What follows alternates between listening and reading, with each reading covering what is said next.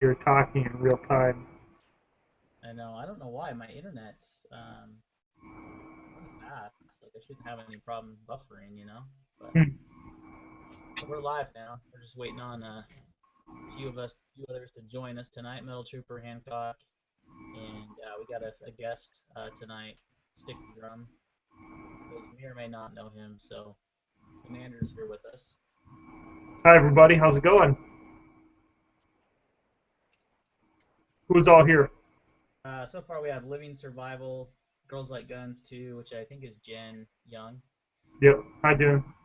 Shrunk Back Jim. Run back, Jim. Yep. Hmm. Yeah, I think it's finally updated. It's like yeah, okay, I can see you because I've got it open on my other screen, so that's a good sign. So we might get a chat tonight. Cool. How's the baby doing? Awesome. Yeah, I was just holding him for like an hour so my wife could get everything taken care of so I could get over here. Hancock's calling real quick. Hold on a sec. Cool. Hey, buddy, what's up? You went to California, huh? All right, well, have fun.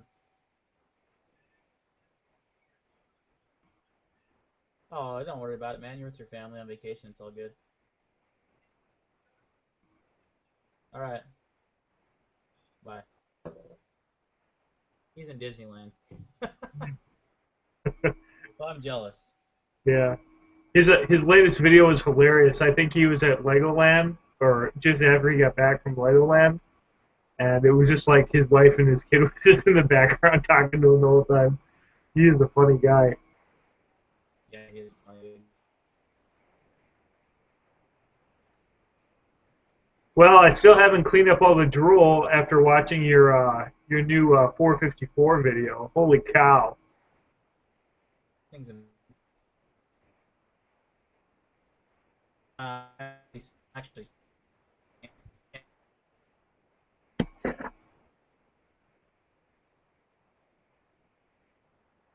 Are you there, bud? I can't hear you at all.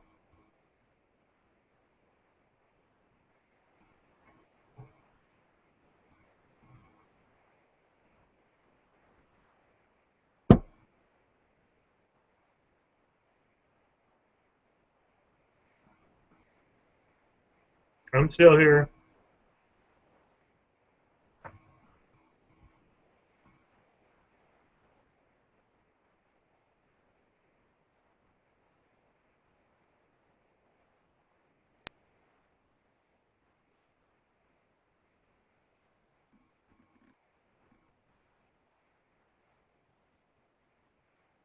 You there, man? I can see you and hear you. You can't hear me? Yeah, you were just like frozen there for a second, man. I couldn't hear anything. Yeah, you were frozen on my end. Weird. I don't know Bummer. what's going on. Stick to drums just asking me about where he should go to hang out on Instagram. Oh yeah.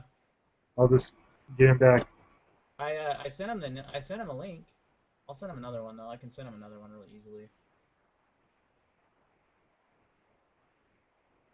I'll just send him one real quick. Oh, he's in there. He's in the chat, but I think he wanted to be actually part of the chat, didn't he? Oh, right on. Yeah, it was kind of confusing the first time I was here too. Yeah, I sent him a link, so we'll see. But I can't comment for some reason right now. I don't know what is going on right now. This is the same kind of problems we had last week. It was actually first, so That's crazy. yeah, I don't know what it is. I don't know if it's just because I'm hosting or what it is, but I don't I get it. don't remember there problems when Jedi had it. Yeah, we had problems every once in a while. Okay. But I mean, Google Hangouts had a problem like for a lot of people last Thursday. Like a lot of people couldn't do their chat this way. Huh. The only way they could host it was doing it straight from Google Plus, and that doesn't allow the comments like we have. Right. Yeah. So, oh my heck, there's a huge delay. It's like I don't know what to say about it. or do, for that matter. Yeah, it sucks. There's not much you can do on your end, you know what I mean? Yeah, I don't think so.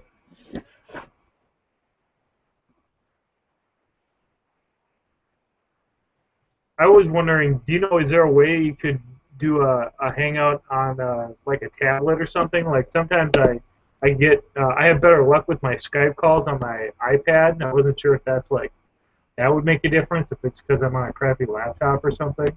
You can do it, but you can't see the comments and stuff. Like, that's how Hancock does it on iPad every week. Oh, okay. Hmm. So, I'm just trying to get over to the YouTube video so that I can see the comments and stuff. yeah, I'm comment on it.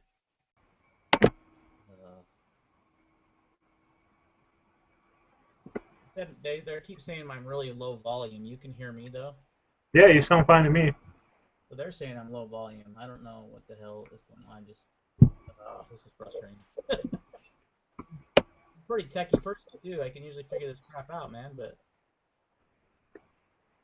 You can only do so much with crappy tools. let me try it. Let me see if you can. I'm gonna switch my mic. I'm just trying to get over to the YouTube video so that I can see the comments and stuff. Can you hear it better?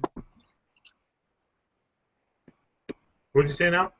Can you hear it all? Yeah, I can hear you. Are you there? Yeah, is it really faint though? It's okay. Yeah, it's not bad. Once you fixed it before, it was fine with me. Yeah, they're all saying it's on their end it's real low volume. So I don't know. I had this problem before on this laptop, but my other laptop kept crashing. It's like a newer laptop. It's a Windows 8, you know. Hmm. I don't know how the heck to sometimes. I never had any issues when Jedi opened it though with anything, so maybe it's something to do with my internet, you know what I mean? I mean it's fast, it's a 50 meg speed. Yeah, I'm not sure. I know that for sure that just the microphone on my laptop is just junk. So I'm just on some random Lenovo laptop, and I've been meaning to bring my blue mic and plug it in and see if that would like make a difference as far as my Yeah, input. I don't know. I got What are you gonna say? Oh, you're frozen again, man. Can you hear me at all now? Yeah, I can. Metal Troopers here. Yay! Well, I checked to see if I had a link. It was like about maybe 5 till 9, and I didn't. So I started looking at AK mags, and I kind of got preoccupied. And I just said, "Oh crap, I gotta go check." But I seen I had the link, so I didn't know if we was gonna have issues like we did last week or what. Well, we haven't quite gotten the bird off the ground at this point. But okay. Well, I've seen it's. I guess we are live, so Yeah, we're live. Yeah, I mean we got people in the trying to Hancock's in Disneyland, so he's not going to be joining us tonight. okay. Yeah, I had got a call from him. I guess he'd called me this morning or something, and I must have missed it. But I just found I had a message from him from this morning, so I didn't get a chance to call him back. But yeah, he said he was out in California and that, so. Which I don't know. I'd be kind of leery about flying on airplanes this time. Never know. Right? Might just be a little paranoid, but. Hey, can you hear me okay, Metal? Yeah. Okay, good. We've had some audio problems, so I mean, it's kind of lower, but I can hear you okay. I don't know why it's low. I mean, I've got the volume cranked up all the way. That's so weird. I've got this headset plugging in that's supposed to like be good, but I don't think it's. No, I don't know how to make it louder. Besides to yell.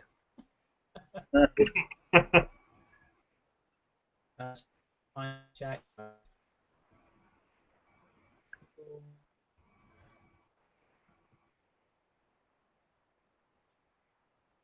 Well, I don't mind. This is giving me plenty of time to drink my beer.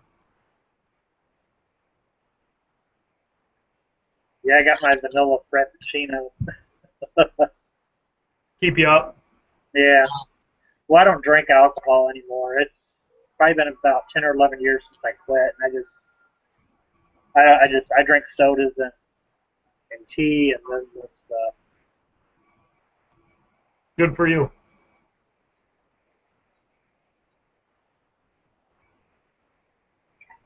Kyle, are you drinking anything? Uh, just a Crystal Light. Quiet voice, Crystal Light. You didn't hear me? Crystal Light. No, yeah, no, I'm just making fun of you. Oh. Crystal Light. Yeah. Yeah, there's quite the delay going on. I don't know what the hell it is. I just.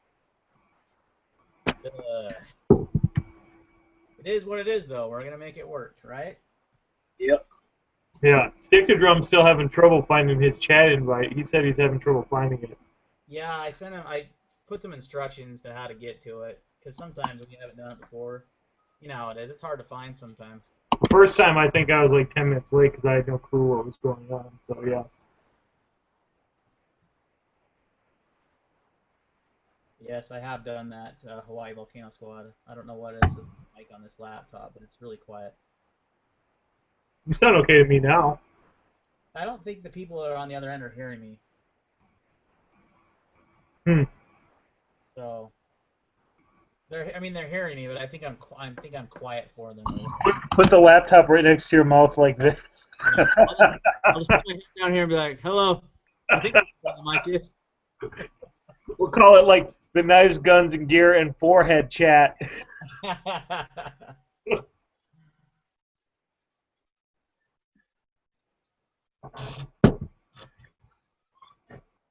It's not getting that invite. I've sent it to him 3 times now. Why? I mean, Google is such an F up. It's like, it pisses me off. Nothing ever works. You know? It's crazy too because it would be like, I mean, it would be such great advertising for them if it was something that everyone could use easily, you know? Yeah. Like, I mean, Well, it was before they merged with, YouTube merged with Google. It was great then. Yeah, YouTube got it down. Google came in and screwed everything up. I got a little rant. I got a little rant on Google that I want to do too. So, you know, I got ripped off on that Benchmade that I got from that guy. Did you hear about that story? no, what was that? I bought a knife off a guy on Facebook. It's like it's called US Knife Traders. It's a Facebook group for, knife people to trade and sell and stuff. Yeah, I'm on like 10 of those groups. Yeah. He sold me a Benchmade 940-1, the carbon fiber S91. It was a really good price, and I should have been like, questioning the fact that the price was so good. But what he did is he sold it to me and to another guy, and then he never shipped us the knife. And we come to find out that, he ripped us off, and he used Google Wallet because it doesn't have like a protection like PayPal does, Wow, yeah. So did you just lose your money with that then? So I contacted Google about it, and they're supposed. I mean, this is like weeks ago, right?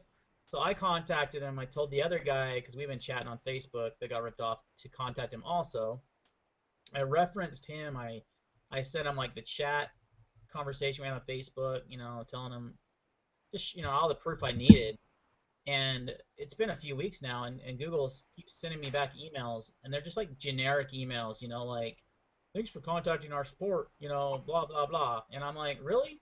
So I keep calling them, and every time I call, I get someone new, and they never know what I'm talking about. It's like no one leaves notes or anything. This guy contacts me on Facebook, and he's like, hey, I got my money back from Google. I about lost it, dude. I was like, what? Like, I'm the one that started the whole thing. You contacted him after me, and you've gotten your money back? I was just pissed. So I called him. I was like mad. And I referenced this guy. He's like, yeah, go ahead. And I'm like, dude, how did this guy get his money back and I haven't yet? Like, oh, I don't know. I'm from India and I cannot speak English. So I'm going to... transfer you to my supervisor, you know? And I'm like, holy hell. Like, so I finally get an email from them. It's from a different department. It's like a chargeback department. And they basically want me to rehash everything I've already told them. Oh my I freaking lost it. I was like, you've got to be kidding me. Yeah. That sucks. Yeah.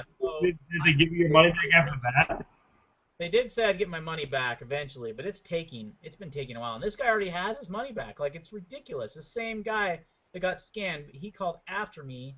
He must have spoken to some other person, you know, and they took care of. There he is. Yo, Figured it out. What do you know? motherfuckers. How's it going? I was so angry. It's good. I clicked on that stupid bell icon with notifications, and they were all there, but it didn't notify me at all, and they were all hidden under other. Oh no. So great. Yeah, that's So Google great. for you. Just great. So, wow, glad to be here, everybody. Yeah, well, Here we go. Closing this, closing that, closing the argument with that guy on Facebook. Alrighty, here we go. Closing super secret stuff. Alrighty. Hey, Stick, can you hear me okay? Yeah, you're a little bit on the low side. It's my mic on this laptop. I don't know what it is. I need to get like an external mic or something. You can yell. I have been. we were doing this like forehead chat before, where like you get up on Put my like mouth you're down by the mic. I'm like, And just go, hi, everyone! oh. anyway, well, glad to have you. You don't know, you obviously know Andrew, but you don't know Metal Trooper. He's been on the chat a long time, and he's kind of our resident AK-47 guru. So Sweet. when we talk knives, he just kind of sits back and listens and learns, right? Yep. I always learn. I learn something new every day. Hey, dude, I owe you a package. I'm gonna send you something. I got your That's address. That's I just didn't cool. get a chance to go to the post office, but I have to go tomorrow, so I'll ship it out to you. That's cool. Hopefully, I'll be getting my my barrel for that Polish underfolder AK build. Supposedly they shipped it, but I haven't. I got a confirmation that they shipped it, but I haven't. That's all I got. So I don't know if they actually shipped it or if they just generated, like the shipping label. I was hoping to get it by this weekend, but it doesn't look like I'm going to probably get it first part of next week. So. Is it the same AK you were building a couple weeks ago, or is this a new one? Yeah, well, I've got 3 that I'm actually working on. I've got 2 Bulgarian AK-74s, and then I had bought this Polish underfolder kit just because it was really cheap. It was like almost $100 less than what they were going for, and so I couldn't pass it up. So that one, I got my receiver flat and my rivets and that stuff, and then I'm going to order my head spacing gauges for both calibers 7.62 by 39 and 5.45 by 39. I'm probably going to do that tomorrow, but those ain't cheap. They're not cheap. But I mean, you can head space it using a bullet and like the tape method. You just put a piece of tape on the end where the primer is, and you can head space it that way. Which that's the way we do it. The way I used to do it. Like 15 years ago. But now they got actual head spacing gauges, and I would rather buy the gauges and be more. It's more precise and. Because I don't want to build a gun and then have it blow up in my face. Yeah, I mean, my understanding is that, I mean, the thing that's great about AKs is that there's a certain lack of precision, but once you get in the tolerances, like, they're pretty much indestructible, right? So you might get in that threshold, That's probably one of the few things in an AK that has to have a specific tolerance. Everything else is kind of, made to be loose. so you can get sand and mud and crap in it, it'll still function. But the head spacing is, pretty critical, which it is with any gun. This all sounds like stuff that I want to play with, but I can't. Man, you start building AKs or building guns in general, because I eventually want to build an AR too. But man, it's addicting. I want to have one of every AK variant out there. My oldest boy loves Legos, and I consider whether it's gun building or if you're going to be playing with knife building or anything like that, it's all just like adult Legos. Yeah, exactly. Like it's fun. It's fun to mess around with stuff like that. Fun to take a knife apart and put together for no reason. Yeah. Interesting. Well, I don't have guns, and I want guns. you live in communist New York, though, so that's Well, I mean, there are a lot of things in New York that are cool and awesome and hippie free and all that shit, but guns, unfortunately, is not one of them. And Are you okay to have SKSs? I don't even know what that is. Oh, it's another type of Russian or Chinese rifle. It shoots the same round as an AK-47. If it fires anything, no. Oh, okay. Amazingly restrictive gun laws. Definitely no carbines at all. Like no carbines at all. Yeah, no. New York City specifically, the state laws are a little bit more lax, but Okay. So you live in New York City. right in the five boroughs. Okay. Yeah, you go upstate and there's a fairly decent gun culture, hunting culture, and stuff. The guy who actually owns the building where I live, really big gun guy, and we chit chat about knives and guns and stuff. And he's invited to take me shooting, and he goes far upstate. I think he goes to somewhere way past Millbrook. But yeah, around here, no way. So these toys that I see you guys, enjoy and play with on the YouTube, that's about as close as I really get to them around here. And yeah, that's unfortunate because I like guns and they look like a lot of fun. And of course, my wife hates them, but what are you gonna do? yeah. I'm not a fan either. But yeah, getting out of the city every once in a while was nice. I was in California for 7 years, and you pretty much just had to get out of Dodge to get a chance to shoot stuff. And, you do what you can. I mean, it's cool that you're able to collect the knives that you are. I mean, you must have to be kind of careful what you decide to carry, huh? I mean. Oh yeah. I don't remember if it was this Blade show or last Blade show. When we were hanging out after the actual show, it was, Manny, who helps me with my videos. We were hanging out with a lot of the other Kershaw Psycho guys, and Thomas was talking to us. And he hands Manny a knife, and he goes, "You like that one?" And Manny goes, "It's beautiful." He said, "Would you carry that?" And Manny goes, "In New York City, if I walked out my door with this in my pocket, a NYPD helicopter would just come and crush me."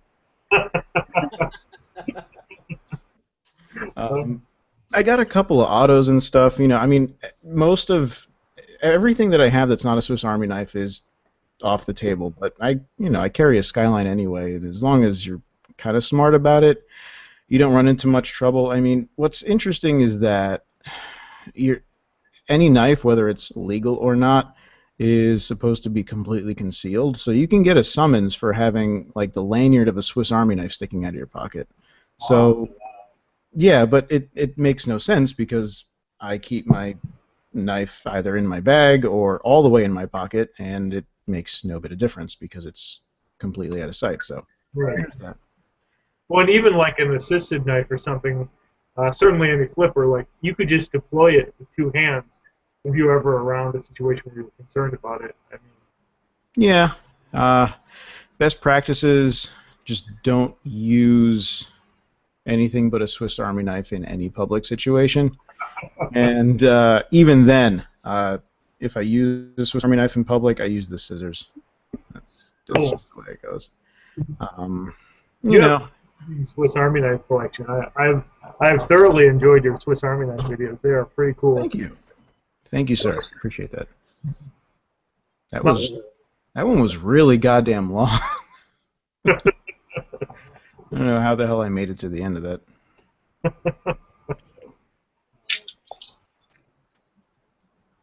All right, so what's the plan today, Tyler? What are we talking about? Well, I was gonna have Stick actually kind of talk about himself a little more in his channel and what he's all about, and then we'll kind of dive into some more knives talk, and then kind of the same format we do every week. So go ahead, Stick. Sweet. Hi, everybody. Thank you for having me. It's a real pleasure. This is really fun, and it's not all the time that I get to chit chat with not just knife people but gun people. And like I said, I don't have guns. I love guns, and which is interesting in and of itself because most people see a New Yorker and they presume that we're the far left liberal type that is afraid of anything with a trigger and a barrel on it. Not the case, at least with me. I like guns. Wish I had guns. Used to hunt with my dad, and so that's probably why. And as varied as my political views may be, I'm a big freedom guy, so that's also a big thing. I'm not going to get into it, but I'm never the guy that goes for the practical argument of firearm ownership. I'll always go to well, I want more freedom, so just give me that, and then we'll worry about the practicality later. So that's where I'm at with that, and I figured since I'm around gun folk, it'd be worth mentioning that. So, been doing YouTube for a while, and I used to do a lot of paintball videos. It used to be my thing. And then that crowd turned sour real quick, and they just had to step away from that and said, "Screw it, not doing that anymore." And I dug knives and stuff like that. Down, didn't you? Hmm? You took a bunch of those paintball videos down, actually, didn't you? Oh yeah, People were begging me not to because of the reference material. I was big into take aparts and how-tos and stuff, and I just said, "Fuck it."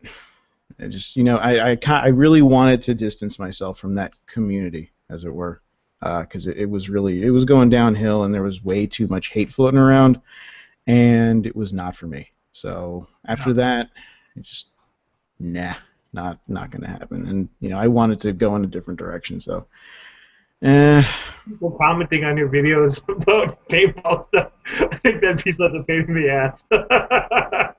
I still get a couple. Please do paintball videos again. No, not You gonna. think that judges find sense then. How long have you been collecting knives? Few years. I got a lot from my dad. He was also a big knife guy. Seriously, like collecting, doing this maybe just, I don't know, 2 or 3 years. I fell into Kershaw's way back when Kershaw had a sub forum on Blade Forums. Mm-hmm. And after the first Kershaw I really had was the Pack Rat, and to me that was the best thing ever. And then I got the Skyline. Yeah. And what an impressive Skyline collection you have now. Is that the Damascus blade, Kershaw, the Skyline? They do have one in Damascus. They have a few, the Leak, Scallion, Chive, bunch of different ones that they did. Skyline these days is a little bit harder to find in Damascus, especially since most people did that thing where they bought them all for $55 and try to sell them to you for $100. Right. Well, yeah. There was a channel. The guy's name is Fringe Sniper, and sometimes he watches. But he had a contest a while back, and he had the prizes were, one was a Spyderco clippy tool, and then there was a CRKT Crawford Casper or something like that. I had won that one, and then he had a Damascus blade Skyline. That's why I was wondering if yours was a Damascus blade. Yeah, you want who won that medal? Huh? I won that Damascus Skyline. Oh, did you? Okay. Yeah, that was I love Damascus blade. I mean, just Damascus steel, anything, man. It just because I remember when I was a kid, I had a relative that he had an old double-barrel shotgun that the barrel was made out of Damascus steel. And I remember whenever we'd go to his house, and I was real young, I would just sit there with that gun on my lap and just stare at that, just the intricate work of that Damascus and stuff. It was just crazy. Yeah, Damascus work in firearms is amazing. I mean, a lot of the metalworking you get in knives you see in firearms too, especially knives. Wow, that makes me want them more. If I seriously got into knife collecting, I'd probably do the Damascus blade stuff. And then I also like the dual steels, like the one Tyler did on that ZT that he got that has the two different steels in it. That was a sweet knife. I really like that. The interesting thing about Damascus, in my opinion, is Mario's got one right in front of him right now. No idea what you're talking about. Yeah, there it is. oh, I'm so jealous. Oh, man. I think it's amazing how Damascus, of course, is one of the most ancient metal forging techniques, and yet here we are with this like extremely advanced composite steels and knives, and it's like basically like modern Damascus in a way, the way that you've got layers of steel working together. I mean, man, I've been drilling over a 454 real hard. Had I known that you really wanted one, I would have sold you one of mine. Oh, you had more than one? I had. There was the one that I did my first video on, and then this one I just picked up along with everyone else. The next release or whatever. Yeah, the first one I ended up selling to my buddy, so unfortunately that's no longer there. I sold it to him for what I paid for it. I'm usually not one of the flipper people. I mean, sometimes I am, but it's usually with Swiss Army knives that I do that. And that's why Swiss Bianco banned me from his store.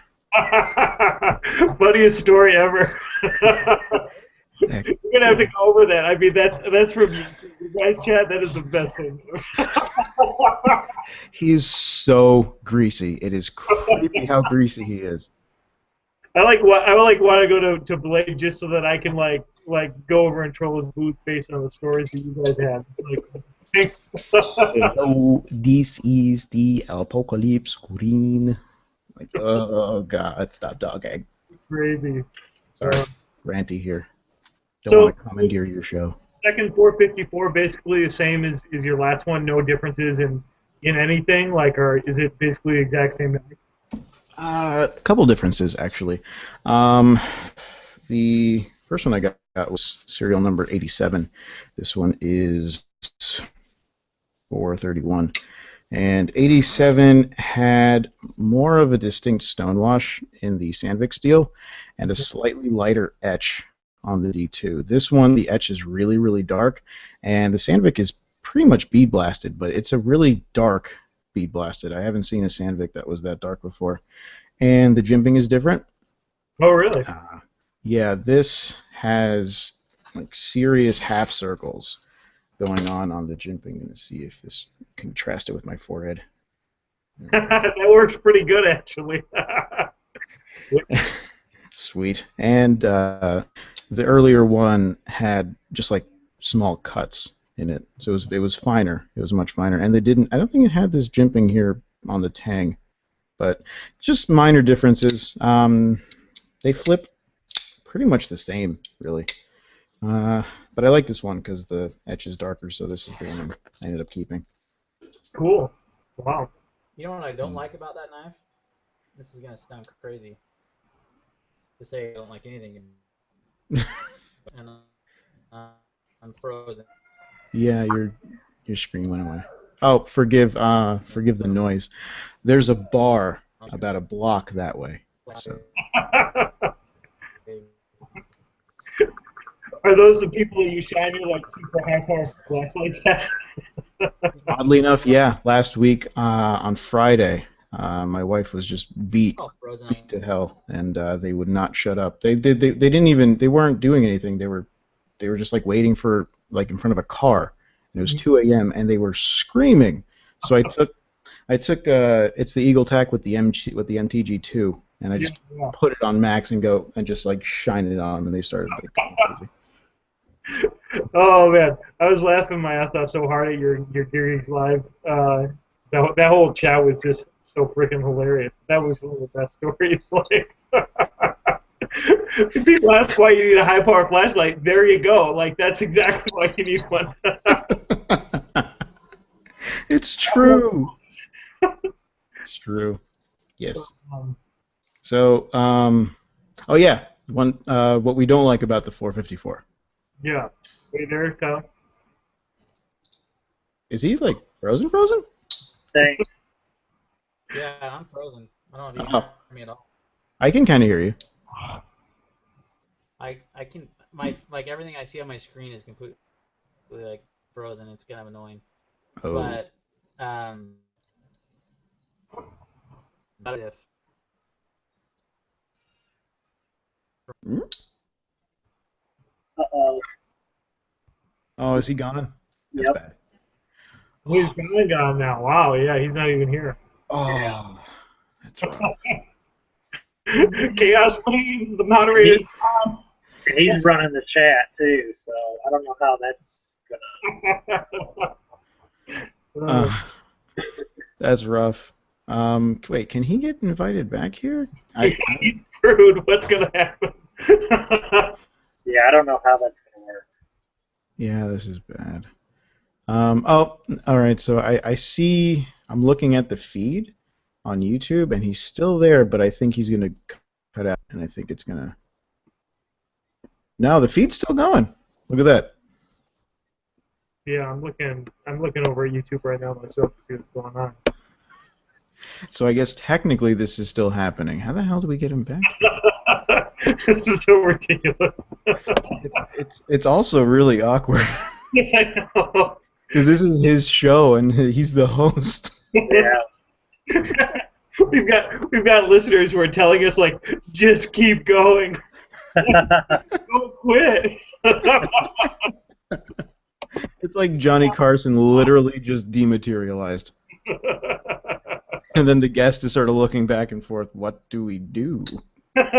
Well, we've got 30 seconds till commercial, so I don't care. Right. Can I get You I think this is time for a beer break. last week they couldn't get it. You couldn't get it going at all, and then I think Living Survival was going to try to do it, and then he had issues where he couldn't send invites out and stuff too. So I have an idea. it just ended up deciding to call it after trying to mess with it for about an hour. Let me see here. There's got to be previously, because if I got the invite from here, then maybe that contains the link Yeah, right. Hopefully that we can then send back. I'm gonna figure this shit out one way or another. Here we go. Okay, so I've got this. All right. Shared with you. Oh, sweet. Okay, so here's the link. Copy the link address. How do I send it to him?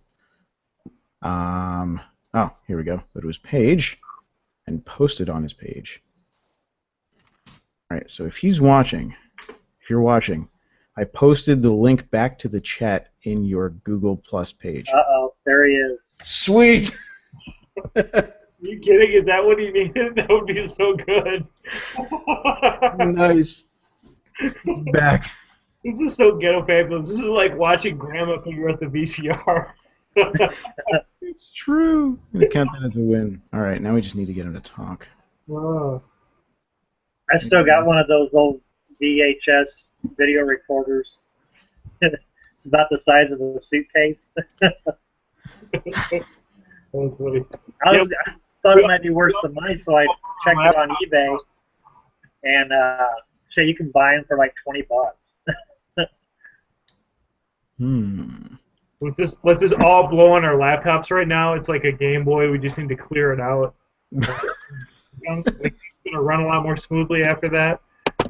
Mm, I got lucky. I'm on my super powerful video editing desktop because my wife went to sleep a bit early. So otherwise, I'd probably have the exact same issues of crap internet and crap computer and all that nonsense.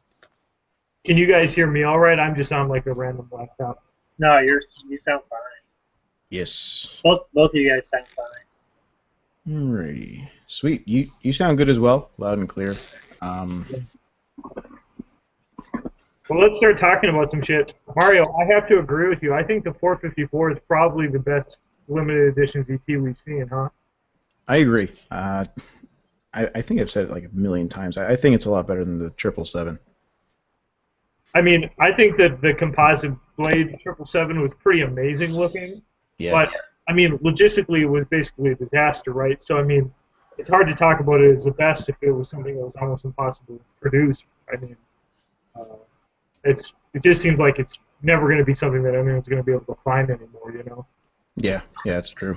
I also think, I mean, the blade shape is cool, the styling is cool, but something about the 454 looks more like a knife to me, Oh as yeah. opposed to like an engineering project. I guess is probably the best way to put it.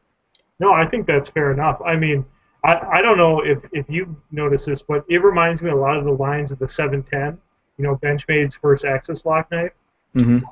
which is kind of another long and lean knife, and that's like an extremely practical blade shape. I mean, and just in general, the profile, like it must be fun to carry, huh? Yeah. I've only had this in my pajama pants. I wear pajama pants right now and have a knife in it. Is that a limited edition ZT in your pants, or are you just happy to see me? Both, sir. You're looking at the wrong pocket. I am a lefty. I can only carry it in a pocket. That's one thing that sucks about that knife for you, huh? Yeah, the leftiness. One thing that's interesting is that as a lefty, you kind of figure out how to deal with righty knives, and as far as taking them out and using them. I mean, before I put the lefty clip on the Skyline, essentially what I would do is I would just have it in the regular position, and I would just take it like this, and before I would open it, I just flip it, just sort of like give it a little twist. Sure. And like for the 454, if it's in my left pocket like this, then I do the whole how you normally would get a tip down thing, and then move the thumb and go whoosh. So it's always like a weird twisty motion that you end up doing just to reorient it. And All of the like stupid YouTube videos where like they show you 15 different ways to flip a knife are actually like practically helpful in your case. Like, I am going to flip this with my pinky because that's what I can do. yeah, I owe Knife Tex. I'm not sure if anyone here knows Knife Tex. I owe him a video. He did a thing where he tagged me, but he tagged me because I told him I never get tagged in anything. And how many ways to open a Spyderco? And I spent like a week trying to find a goddamn Spyderco. I don't have any. So I told him like, you know what, screw it. I'm just gonna do it with the Skyline. So I'm like, all right, well, one. And then I'm like, wait, how do you do that thing with the hole? So I'm just like, okay, fine, I could do the pinky thing. Two. And I think I got like 7 of them. It was so ridiculous. How many ways can you open a knife? What? It's like, who else but enthusiasts care about any of that?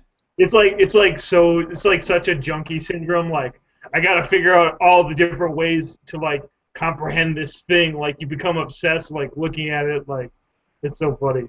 Yeah, how many ways can I inject this drug? Yeah, right. Yeah. Good question. Let's find out. That's essentially what it is. I should qualify because I've been called a shill many times. That's bullshit. Yeah, but I admit it. I'm a fanboy of Kershaw and ZT. Oddly enough, more so with Kershaw. With all these fancy ZTs and stuff, every time I chit chat with Thomas, I hound him about the Ruby and more Skylines. And again, he's like, well, we've got the 392 coming. I'm like, okay, when's the Ruby coming? I kind of care just more about Kershaw's for some reason. I think Kershaw's have a distinctive appeal. I mean, I'm definitely not as big of a Kershaw collector as you, but like the ones that I've had, I've always enjoyed, and the ones that I've kept, are ones that I can't really imagine not having. Even though, like, I mean, they're very simple knives. Like, I mean, I still have some Ken Onion Kershaws that are like I don't know what my collection would be like without that in there. You know, I carry it once a month, but it's like, hey, this is like part of my process of getting into knives is having one of those knives around. You know. Yeah. Ooh, Tyler dropped out again. Yeah, he came back as Tyler rather than the Knives Guns and Gear guy. I wonder if he's trying to work a different account or something. This Google Hangout thing is it's the pits. How do you guys do your multi-tool chat? What program do you use for that? Oh, well, oddly enough, we record it together. Okay. Oh, right So, on. I like all together, huh? yep. Oh, yes. I did a drumming podcast years ago where we sort of did the thing that Gear Geeks Live does now, where each person records their own track and then he mixes it later, and it works pretty well if that's the only way, if you live far enough. But Manny lives in Brooklyn, so essentially we just hang out and either we set up over there on my table, just mic by mic, or we'll just go somewhere and set up my audio recorder. I'm actually using it now as the audio interface, but I don't like the headset mic, so I use this thing. Yeah. It's the Zoom H6, and it's what I also use to record. Every podcast, all the interviews. I've got 2 interviews from Blade Show that I didn't publish yet for various reasons. Still waiting on certain things for that, but essentially microphones just get plugged into it. It records everything. I dump it onto the computer and edit it either in Cubase or in Premiere if I end up doing like a YouTube thing where I publish it. And that's pretty much it. I just like straight up record it, dump it, and that's it. That's pretty slick. I mean, I think your audio sounds great. I mean, those H6s are pretty nice. I'm just checking the specs out again on that right now. Like, I mean, you definitely got your bases covered with one of them, huh? Yeah. I was drawn to it mostly as a musician because it doubles as an audio interface, and as a drummer, more mics are better. Right. Yeah, for sure. So more mics. And I've used it for demos. It sounds really good, recording rehearsals and stuff. And yeah, so far it's been great. I use it for everything. That's cool. Yay, Tyler's back.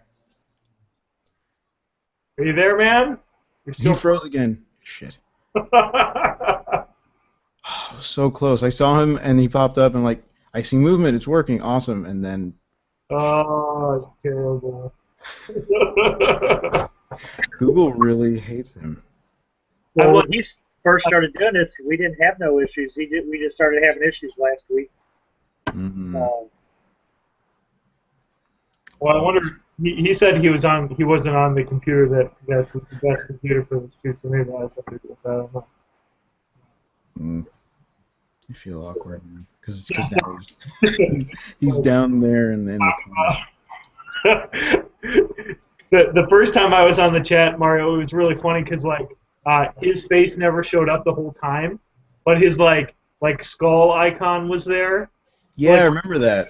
Yeah, so it was totally like this weird skull with guns coming out of his head is talking to me. I remember that because I had that on. I mean, for me, it didn't matter because I had it on while I was doing dishes. Yeah. It was right behind me, and I'm like, I don't even really need to look at this. So I just put it on, and I had it as audio anyway. But yeah, I remember that. It was just like, it would be your face, and then skulls. Yay, he's back again. There's 2 of them. Join the video call. You must be so pissed right now. He's gonna like get on and he's gonna be like hyperventilating or something. He's like, oh. He's moving. Nice. There he is. He's moving. Can you hear me at all, though, is the question. Yes. Yep. Hallelujah. Oh, my God. There he is. And there is 2 of me. I'm in here twice somehow. That's working. Oh, man. You're the best thing ever. No, it's not. It's terrible. Like, I didn't have the other one muted either, so I was hearing 2. So like, what the hell's going on? I You're don't know still what. using your inside voice. You should drink some more of that girl drink. AK blasting, IDF the board zombie blasting, apocalypse. What the hell?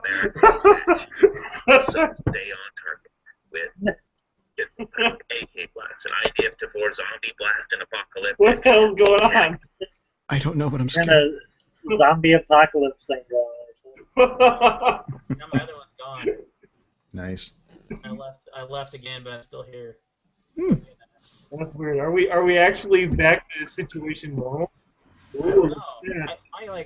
My Shockwave player said it crashed or some crap like that. Shockwave flash, and who the freak knows? I'm gonna have someone else host this crap from now on. I never have problems when I join. I host it. It's time for Warncliffs to fly across the screen. Yeah, seriously. I love that knife. Is that the tilt? Yeah. Oh, That's really- a tilt. Really mad at myself for not having. Yeah, back when it was released for $250. Yeah, I think he sold it. He was selling it to me for like.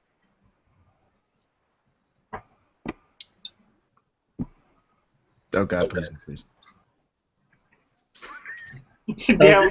You So did not cheaper. How much? hear him again. It's probably a lot of money. Oh. I think that what people are asking these days for a tilt is obscene. It's ridiculous. It's like $400. I was looking into it. I mean, 400, 450. Oh you, no! I see. you find one for that much, you buy it, dude. Oh, really? Oh, okay. Well, that just shows how stupid I am because I think I saw one for. I think it was around 450, and I was like, oh, that seems really expensive. You could, depending on the condition, and if you got the box, you get $550 and up easily. Wow. Yeah. They're awesome though. I mean, ever since who's the guy? There's a video of a guy who took it apart, and that was pretty amazing actually. Just see how simple it was. Mm-hmm. Yeah, I love that they have tilt milled into the liner. I don't think I've seen that detail. That's awesome. Is it in a place where you can see it normally, or? Yeah, let me see if I can show it. Hold on. All right, almost. All right, can't really see it, but I cannot I'm see it the damn. gonna do the nut and fancy thing and see if I can move. Wait for it. There it is. Okay. Yeah, I can still see it, I guess. Kinda. Yeah, but they cut it into the liner. It's pretty slick. That's awesome. This thing cut me, I'd say 2 days after I got it, right on the knuckle of my thumb, all the way down to the bone. Oh, no. I did the stupid thing where I was closing it, Yeah. and it went like such, and I just smacked my thumb. Oh, that's horrible. That was...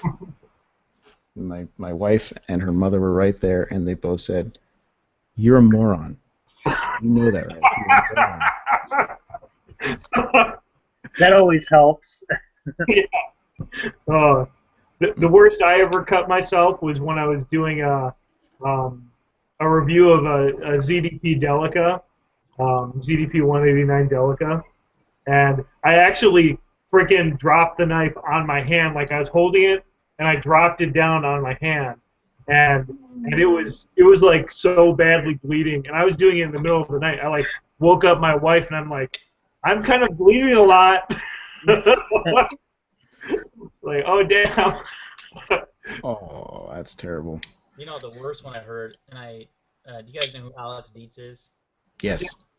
Well, he's kind of a friend of mine. He lives up north, and he used to pimp knives and stuff back in the day. He did a lot of pimp jobs for me, and now he does like custom stuff. But he was pimping a Spyderco cat, I think is what it's called. Those just little guys, Mm-hmm. And he was doing something on it, and he dropped it, and instinctively he closed his legs on the knife. So like, how you do that to like close your legs and catch something, and it went all the way into his thigh, like all the way in. Like that's like emergency room visit because you could have severed your femoral artery. Like Yeah, you could drop it. he ended up being okay, but he had to get a lot of stitches and stuff. And that kid, he always hurts himself though. He's cut Wow. himself bad, like so many times. It's just insane. But I guess if you're working with knives, we play with them and we use them and stuff. But when you're actually like working with them all the time, probably a common occurrence. So Yeah, I imagine so. Get, get you a pair of those chainmail gloves. Yeah. Ugh. Dick, You guys So, still have Makers the, on Instagram. Is there, I've seen some pretty bad injuries from just like amateur knife makers on Instagram. yeah, there's guys, all blood and guts on Instagram. uh, Oh look, I severed my dude. thumb off. I'll take a picture of it. I mean, it's interesting because you think about knife edges cutting you and stabbing you and all these things, but then you have power tools and grinders and mills that just instantly remove parts of your body. right. Yeah. Or they'll like throw a blade at you if you like put it in wrong. Like, I used to work in a factory, and I've seen some pretty gruesome injuries. Mm, I've seen people get their fingers taken off. And, yeah. oh god, that's terrible. When I worked in sheet metal, this one girl, she lost 3 of her fingers, well, 2 fingers and a thumb in a punch press.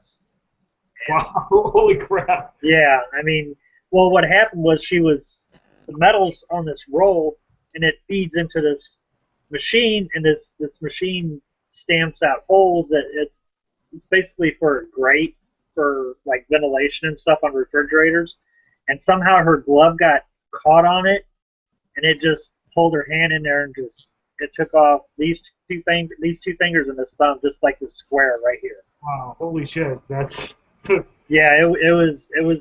I've got a really strong stomach, but I felt pretty queasy on that. Oh yeah. And she Oh, pretty God. much fell out. I mean, as soon as it happened, she pretty much passed out. They had to call the ambulance and everything. But I only worked in that department for about a year because like all the older people that'd been there for years and years and years, they were every one of them was missing fingers and stuff. And it's like I don't think I really want to be here. So I've been to a different department. Yikes. That sounds that. Oh no, I couldn't But do yeah, it. I used to run a brake press, but I ran it by myself, so I was pretty cautious about what I did. I have a bunch of uncles who are car mechanics who have similar stories of like some damn guy dropping a transmission assembly on himself, or not properly attaching an engine to a hoist or something, and like losing toes because he dropped 600 metal on you or something. Like, Yeah. it's just scary. I mean, and those guys who do industrial work, like, I mean, I'm pretty pro union for those guys because they need protection from the kind of work that they're doing. I mean, Hmm. but talk about complex political positions. Oh yeah. I want to bring this back to Tyler. Yeah, are you there, Mike? I see him moving. Yes. So 454. I watched your video. Very nice. What don't you like about it? The only thing that I didn't like about it, and it's real nitpicky, is the pocket clip. Oh yeah. It's really stiff, you know what I mean? It just doesn't go on the pants really easy, and it just kind of, Yeah. I mean, but the design element of it's beautiful, and it flows with the knife really well, and that's what you get sometimes in those, designer's not the right word, but those custom style knives, that it's all about the design, not so much about the usability of the knife, I don't think. Sure. Which is why Yeah. I like, I mean, I've been carrying and using this to death. I freaking love this. Nice. I just love it, dude. Like, That's your GT Emerson. I didn't get a good look at it. yeah, it is. Sorry, I'll hold it back up. I did a video on it, short video, just like an overview. Yep. I love it, man. It's just awesome, for the price too. It's just you can't go wrong. And I love the 562 carbon fiber. I've been carrying that a lot, so Nice. I'll use those knives and I'll carry those knives. The 454 is it's gorgeous and it's stunning piece, and well, I just can't bring myself to put it in my pocket, man. I just can't do it, Yeah. I had the same issue with the 777. I had 2 of those. had the DLC coded one that House of Blades did, that exclusive run on, I think, and then Hmm. I had the Stonewash, and I kept the Stonewash for a lot longer. I sold the black one pretty quickly, but um, I kept that one for a while. I just couldn't, I had to sell it. I just couldn't do it. No, 801 carbon fiber, same thing. I had it, got it, beautiful, but it's like those limited editions, I just can't really bring myself to use, and I'm not really a collector. I'm not just gonna keep them around. I used to be.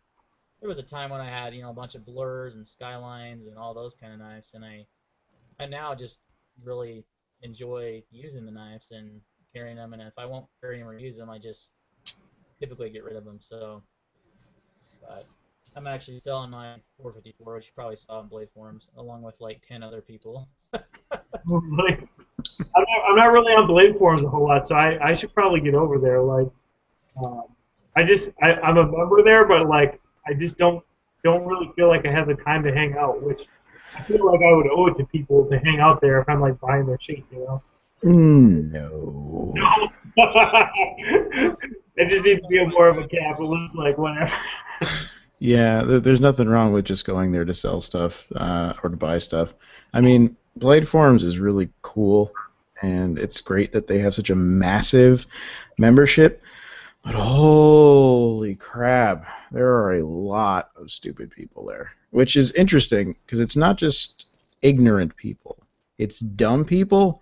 And at this point, I think if you're like an active member of Blade Forums, there's a degree of due diligence that you owe your fellow forum members before you spout off dumb stuff. And I'm not talking about like the usual stuff where Kershaw fanboy stuff where they say this sucks and I go you're stupid. And I'm just talking like everything. Just so much. I guess it's just a byproduct of a lot of people converging in one spot.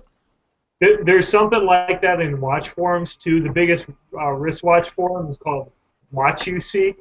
WS is sort of the acronym they use, and like it's humongous. And there are incredible collectors there who are like probably actually experts and have published books and stuff.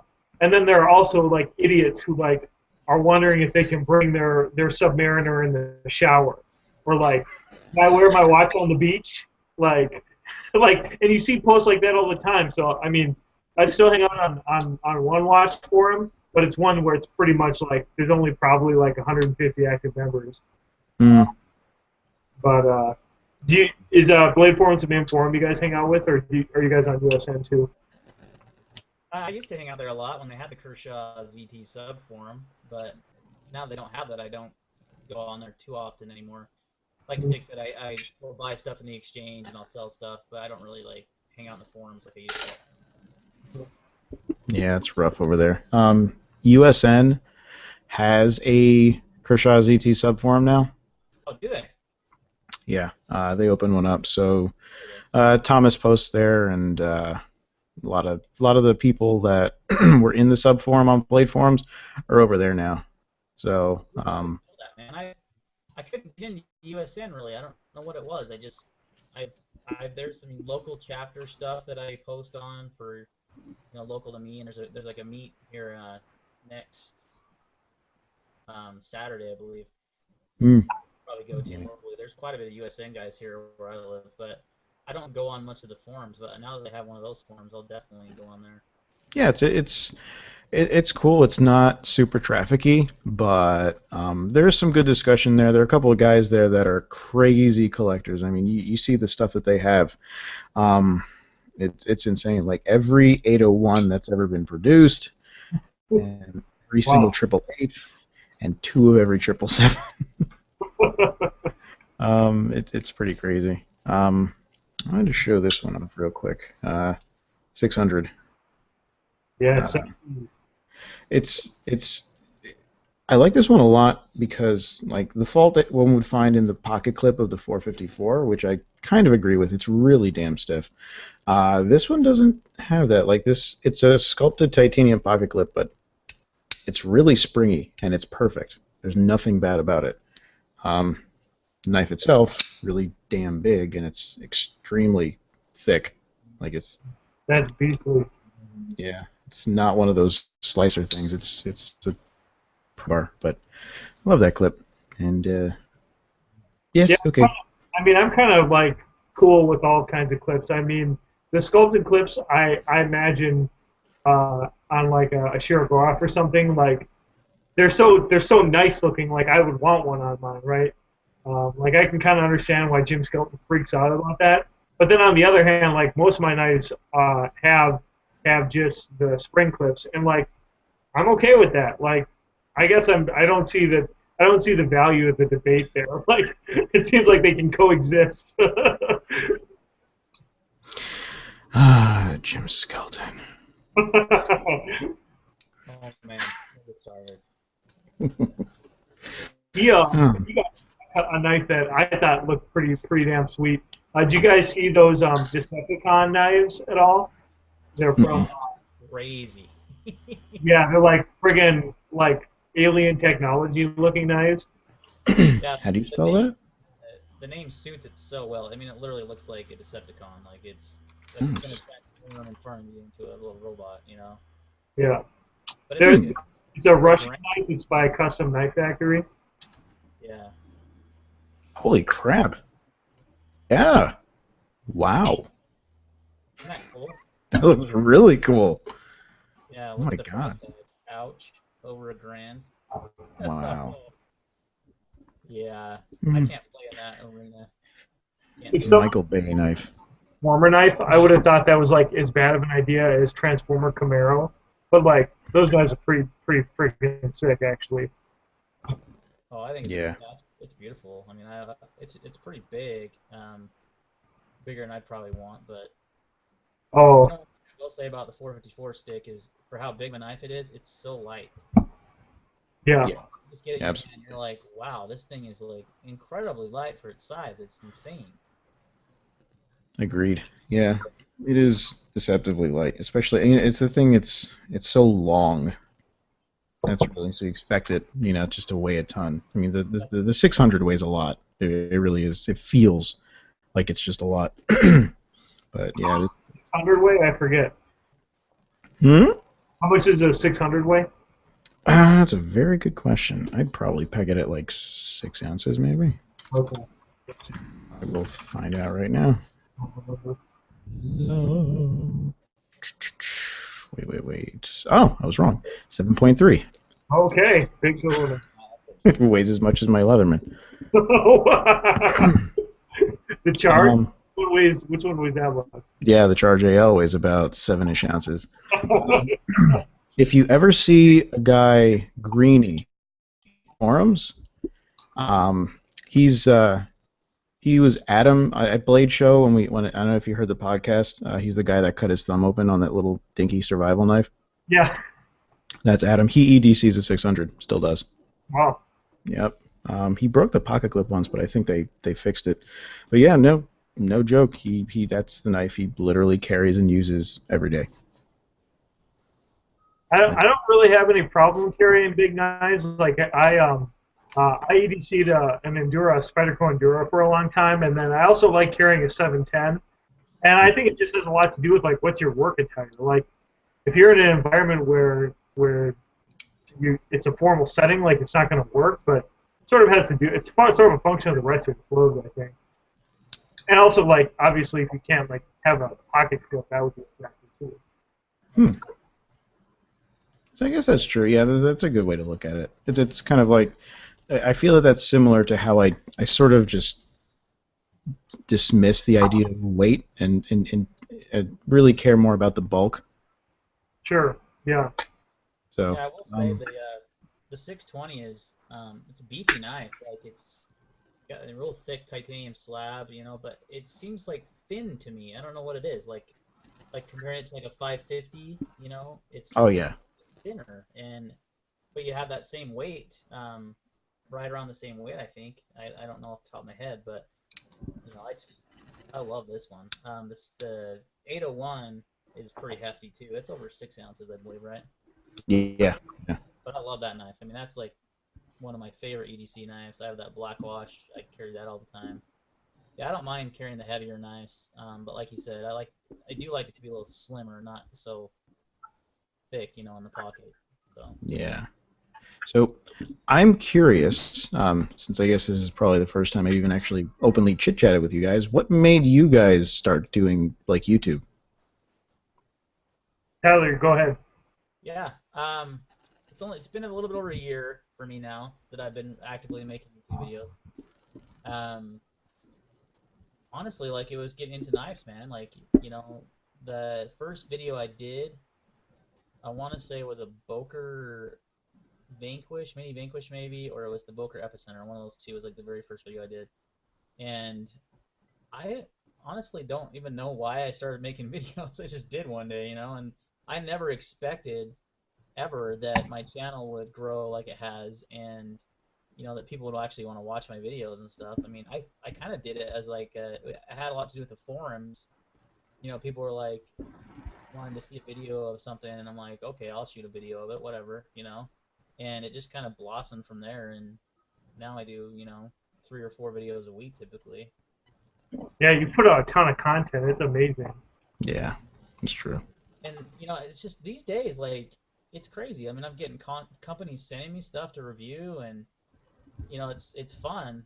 But it's like a job almost. It's like a second job. Yeah. I really put a lot of time into those videos, especially the knife videos are not as they're. That's why I like doing knife reviews, because they're pretty simple. You can sit down, in front of your little table and pull out the knife and just kind of talk about it, and it's a tabletop type thing. It doesn't have to be. But the shooting videos that's a lot more work involved and a lot more editing and such like that. And that's why I probably do more knife videos. I mean, I'm a huge gun guy. I have been way before I was into knives. And I shoot a ton. And if I videoed every time I shot, I would have like 100+ gun videos. But it's just a lot more work. So you can call me lazy or whatever, but I do more knife reviews just because for me it's just easier to sit down and and knock one out pretty quick. And Yeah, I definitely find gun reviews to be a challenge. I mean, partially because I mean, with a knife, a lot of times you can give a pretty unique perspective on it, and the way that you interact with the knife is sometimes more subjective than the way you do with a gun. Like, I haven't done a lot of gun reviews, partially because I don't feel like I have a whole lot of new stuff to say. Uh, you've only been doing it for a year, Tom? I thought you were doing it longer than that, but that's pretty interesting. no, it's only been. I mean, I hit my year I think in April or May, so it's just Oh, wow. yeah. So hasn't been that long. I have an old video that I did years ago. So I guess I've had my YouTube channel technically for a few years, but actively making videos. And it was a scope mount review for an AK. At the time, it was a really innovative product. Uh, Metal Trooper can attest to this. AK scope mounts are typically really high off the. They just have a horrible cheek weld because they sit so high. Yeah. So you're like putting your chin on the gun like this, and you want to get it down. So there's a company named RS Products. They came out with an AK mount that's very low, and it's pretty much as low as you can. You can use your co-witness, your iron sights. They've been out for years now. But when it first came out, I did a video on it, and it's probably over 12,000 views. And YouTube reached out to me and said, this is way before the Google Plus, all that kind of stuff. They said, you want to be a YouTube partner or whatever, you can monetize your videos or whatever. So I said, all right. And after that, I didn't make a video for years until I started doing knives again. So if you look back at my channel, there's a video that's really old. It's like 5+ years old. And then there's like a huge gap in between that where I didn't make any videos. How long have you been doing it for, Andrew? My first video that I haven't deleted, because I had when YouTube just first came out, I had a couple random channels where I just put bullshit on. like stupid college kid making a video of a practical joke or something. But my first video that I've kept on my channel is a video that I made in 2010.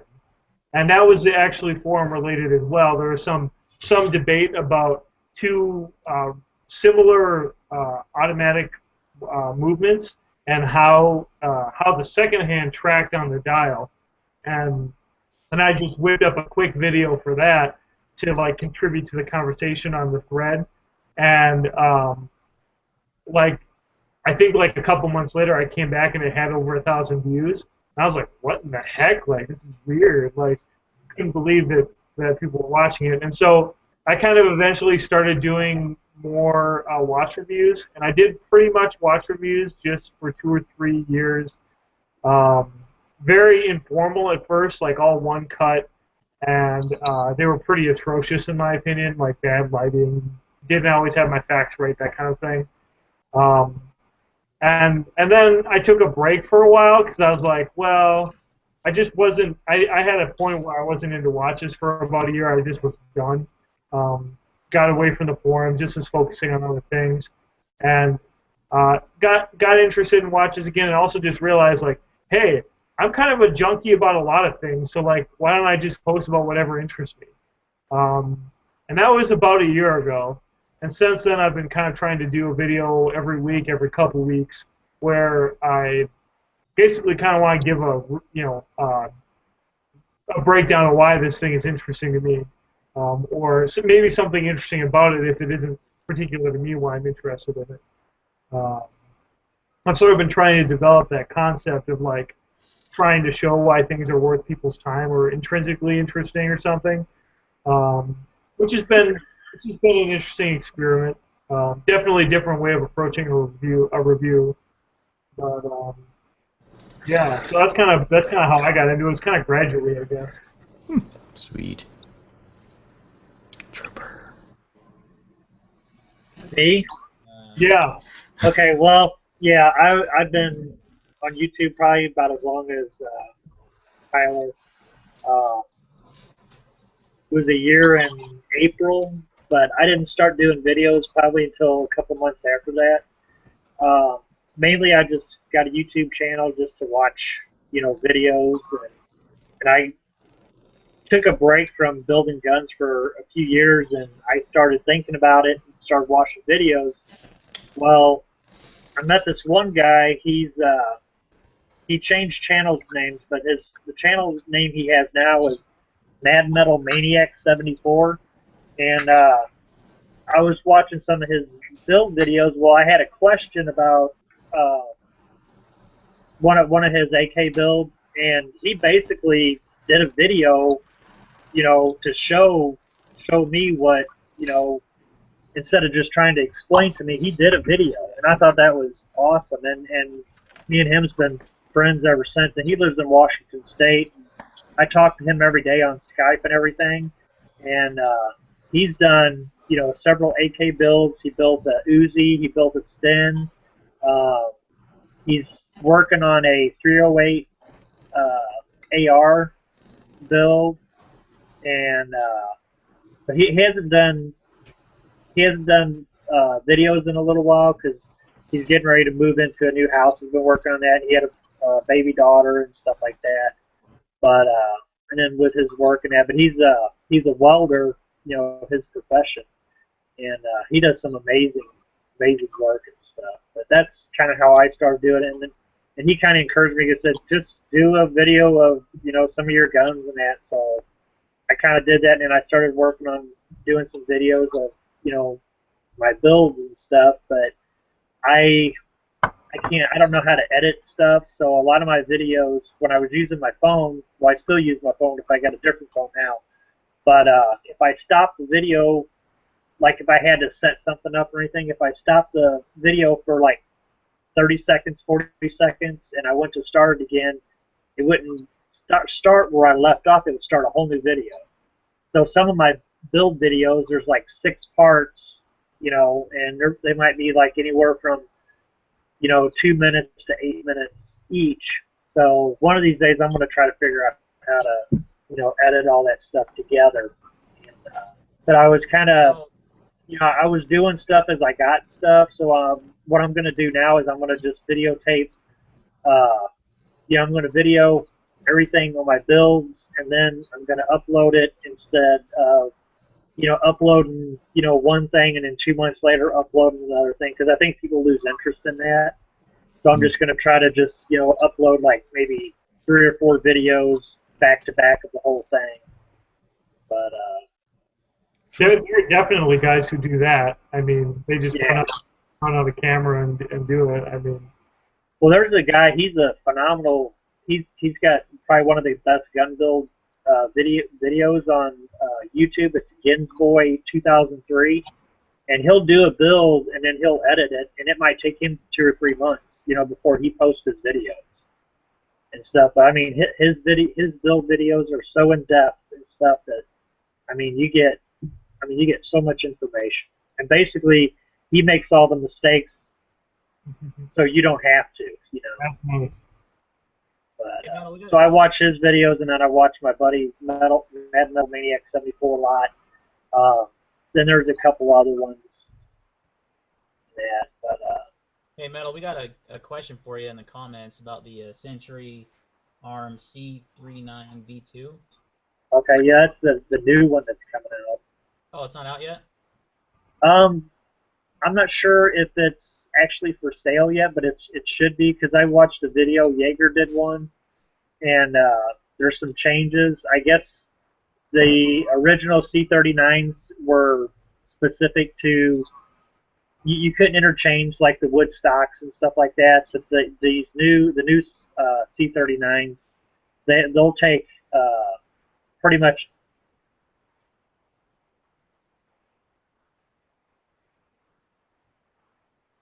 The rear sight, Oh, he's and gross. Taking turns. but yeah, from what I heard, if it's as good as the C39 that they came out with, it should be just fine. And then Century's also got a stamped AK that they're coming out with, and these are every part on there is American made. So I'm not sure when the release date is on that. If you go back and watch Jaeger's video, I can't remember the name of it, but he just did it like maybe a week ago or less. Yeah. Either that or go on Century's website, and they should have information on it there. That's pretty interesting. I've been following that because it sounds like they're making some pretty significant improvements. Right. A product that's already pretty solid. I mean, considering Yeah. the story. So basically, they had Jaeger had one of the guys. It was actually the same guy he had when he did the torture test where he shot 1,000 rounds out of the C39 continuously. It's basically that same guy, and he basically took, he basically listened to the people that commented on the videos and took their advice and changed it, because there was a few things that the people didn't care for, and they pretty much changed that. So just because of viewers' requests, which I thought was pretty awesome. For sure. So, Yeah, really awesome. Hey, speaking of Century, they've been recently putting out, since we're talking about guns, I think we'll just kind of stick in that realm. Have you heard the TP9 pistol they came out with? yeah, is that the Canik from Turkey? Yeah. I'll be right back, guys. No problem. Okay. So they're coming out, and that's been a really big hit. I mean, it's like a $300-ish, $320 Right. Warrior FFL and stuff gun, and it's been reviewed by a lot of YouTubers, and it's been 100% reliable and Oh yeah. accurate. Well, they're actually. Did you see Jaeger's new video today? Yeah, where they did some upgrades on it too. Yeah, it's got a single action only trigger now. Right. He literally said this, which is a huge claim. Right. It's the best striker, or the best best trigger on a polymer gun he's ever felt. Yeah. And I have the Walther PPQ, which is pretty much the best trigger I've ever felt. And Right. there's the new HK VP9, which is a newer gun that's supposed to have an exceptional trigger. So Right. for him to do that, and it's going to cost, I bet it comes to market, I mean, the MSRP is $399. So you're talking it's going to be around the same price as the current one. Yeah. The big plus is it takes M9 magazines. You know how plentiful Beretta 92 mags are? They're freaking everywhere, and they're cheap. Yeah. That is a genius marketing scheme, in my opinion, because Yeah. you're putting out a gun that's already been popular, but it took proprietary mags, so the mags were a little more expensive. They were harder to get. Right. Well, now you're like, okay, we'll make some improvements. We changed it to a single action only trigger, which most people prefer.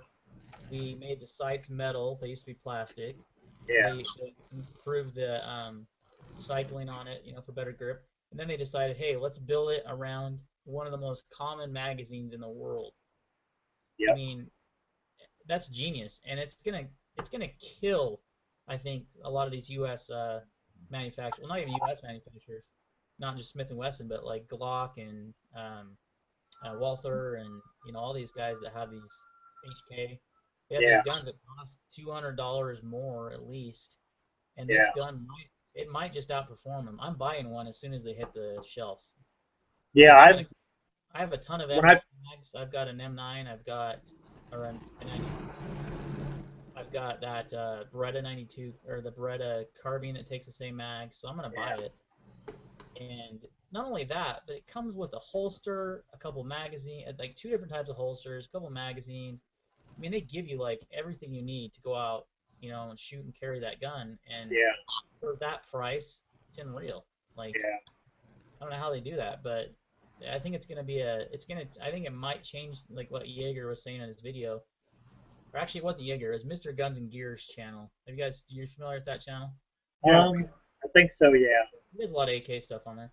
Um, he was saying on his Facebook, that's how I found out this whole thing, that it's really gonna. I think he thinks it's gonna make other manufacturers like your big players like Glock and Smith and Wesson and Springfield and all that really have to change their strategy and pricing because they're charging a couple $100 more for those guns. Oh yeah. If not And more. if you can get an imported model, which a lot of those guns are imported, it's not like a Right. knife where you know like I'll buy a ZT or a Kershaw U.S. made, over a Chinese made any day if I can. You know, Right. it's not like that. Like majority of these guns are not made in the U.S. I mean, Glock can say all they want they have a plant made in the U.S., but that's still an Austrian company. You know what I mean? Right. And Springfields are made in Croatia. The XDs, the one I have, the Yeah. XDS is made in Croatia. The Smith and Wesson and Ruger are pretty much. I could be missing some there, but those are the two probably biggest U.S. manufacturers, and they're lower on the price range. But I think that they're going to get beat out by this gun. I mean, the M&P series is 500 bones, so you're talking Yeah. $200 difference, on this gun, and it's taking the. I mean, they're selling like crazy, and they come in like I think 6 different Cerakote options. They have like your typical blued version, and they have like a stainless, and they have like a desert tan and OD green. I mean, the options they're providing are insane. Like I'm really excited for that. Now Yeah. that I heard it took the M9 mags, and then it has that good of a trigger. I Yep. mean, I'm gonna I buy might one. check one out because I was thinking about. I got a Sig P226, but I'm wanting to get something more to conceal carry, and I can carry my Sig just fine in the wintertime, but like in the spring and summertime, I mean it's too big to carry, and Full Yeah, size. and this so I was wanting to get something more compact. So I was kind of looking at some of the CZs, but this Canic, I mean, I haven't done a lot of research on them, but I'm going to check to see if they have, maybe like a subcompact or a compact, because I'm sure they make other guns too besides just that one model. But oh, yeah, they do. They make a ton of stuff. They make yeah, like mini guns and like aircraft, and they do some like high dollar military weapons. And oh wow, yeah, people don't know that about the company, but I mean, handguns is like it's nothing to them. right. It's a lot bigger. They're out of Turkey, right? They are out of Turkey. I had a shotgun, that semi-auto shotgun that I've done a few videos on my page, that AR-15 style one. Yeah, That was made in Turkey, and that thing had great quality.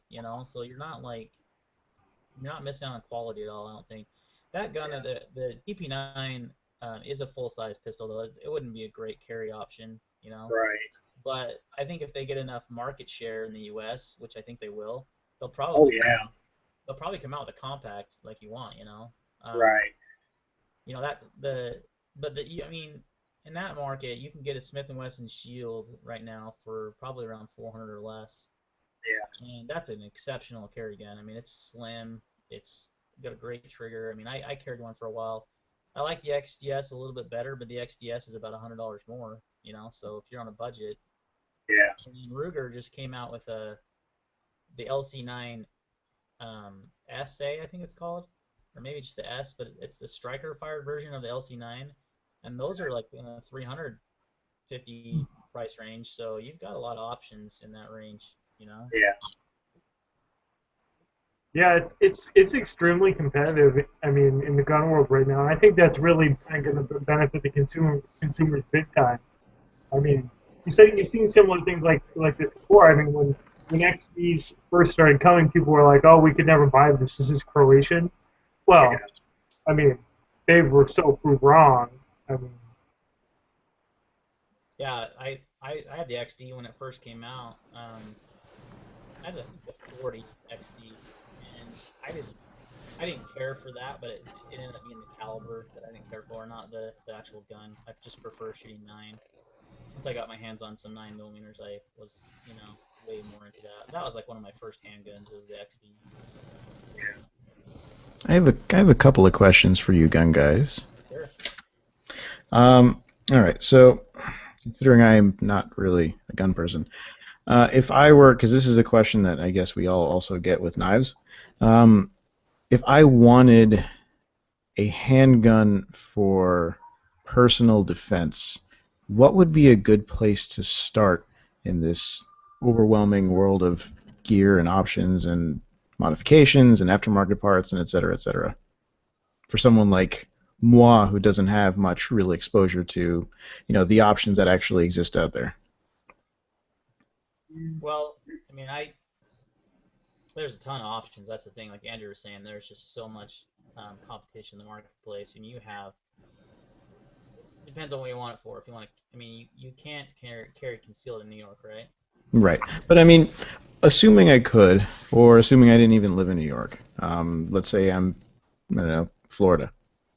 Yeah. Um, So, I mean, it all kind of depends. If you're brand new to guns, like I'll give you a story or an example. My mom, who's 65, just started getting into handguns, which actually blew my mind because she used to be so anti-gun. But you know, I'm big into them, and my stepdad. But one of the things that really got her wanting to own a handgun was the whole Sandy Cook tragedy.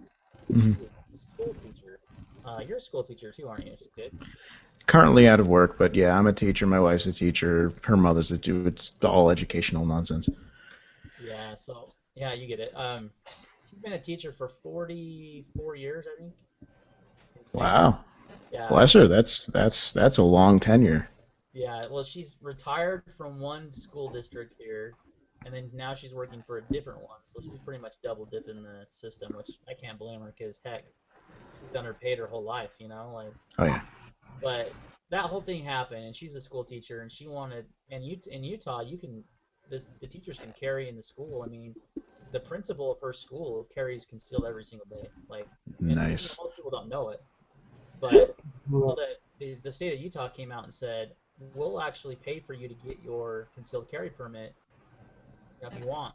Like they offered that because after what happened with, you know, Sandy Cook in the school and everything. So um, she talked to me. She's like, "Hey, where do I start?" You know, and that's exactly what you're asking. It. And the number one mistake people make is they think, "Oh, I should just get a revolver because it's simple and you know I'm a woman and I should carry a revolver." And that's absolutely the worst idea because not to say revolvers aren't great. I have one, you know, but Mario, if you think you're a woman, you're starting off with the wrong foot as far as but there's advantages to that. But the biggest thing is I took her shooting and I had her try a bunch of the guns I had, and one of them was a revolver, and she absolutely hated it. Like, oh, I can't wait. I don't like the way it shoots. The trigger's too hard to pull, too much recoil, blah blah blah.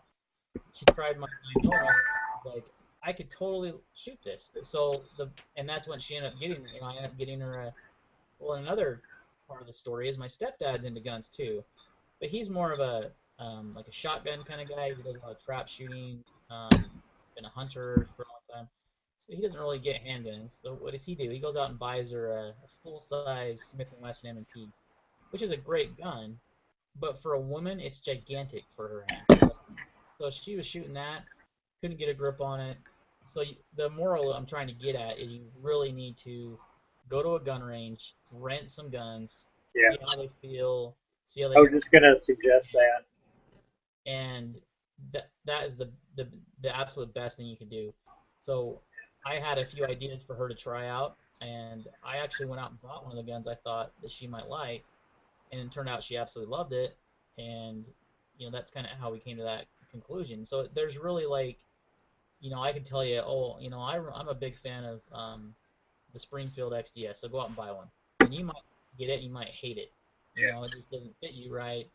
It's just like a knife, man. Like not everyone loves a ZT or a Kershaw. Sometimes people prefer a Spyderco or they prefer, something else, and Yeah. it's not any different. It's all preference, but the biggest thing is just to go out and try something. Get Sure. up, get on it. I would definitely echo that too. I mean, but I really didn't get into handguns until I was in college. I was around handguns growing up, but I never really was interested enough in them to think about starting to purchase or have some. I have a collection, as it were, at least have a few of them around, and I ended up buying in a range membership with some friends of mine because the range memberships out in California were really expensive.